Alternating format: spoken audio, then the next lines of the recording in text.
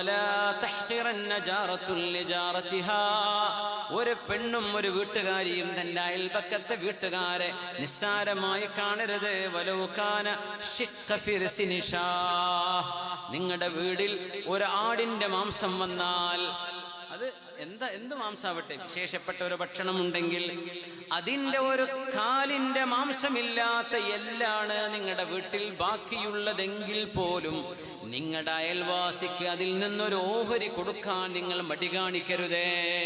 അയൽപ്പക്കത്ത് കൊടുത്തിട്ടുണ്ടോ? നിങ്ങൾ കറി വെച്ചു കഴിഞ്ഞാൽ ഒരൽപ്പം കറി, ഒരു ചെറിയ കറിപ്പ, അത് ഉമ്മാക്കുള്ളതാണ് അല്ലെ ഉപ്പാക്കുള്ളതാണ്, അത് കുട്ടികൾക്ക് മാത്രമേ ഉള്ളൂ കേട്ടോ, പൊറുക്കണേ, അത്രേ ഉള്ളൂ എന്ന് പറഞ്ഞാലും കുഴപ്പമില്ല. വീട്ടുകാർക്ക് മുഴുവൻ വിളമ്പി കൊടുക്കാൻ പറ്റിക്കൊള്ളുന്നില്ല. എന്നാലും നിങ്ങളുടെ വീട്ടിലുണ്ടാക്കുന്ന വിശേഷപ്പെട്ട ഭക്ഷണങ്ങളിൽ നിങ്ങളുടെ അയൽപക്കത്തെ വീടുകളിലേക്ക് ഒരു ചെറിയ കറിയുടെ കപ്പെങ്കിലും നിങ്ങൾ കൊടുക്കാൻ മറന്നു പോവരുതേ. മഹാനായ അഷ്റഫുൽ ഖൽഖിന്റെ ഉപദേശമാണത് സ്വല്ലല്ലാഹു അലൈഹി വസല്ലം. ഇന്ന് അയൽപക്കങ്ങളെ ബന്ധങ്ങളുണ്ടോ? നമ്മളങ്ങനെ ചെയ്യാറുണ്ടോ?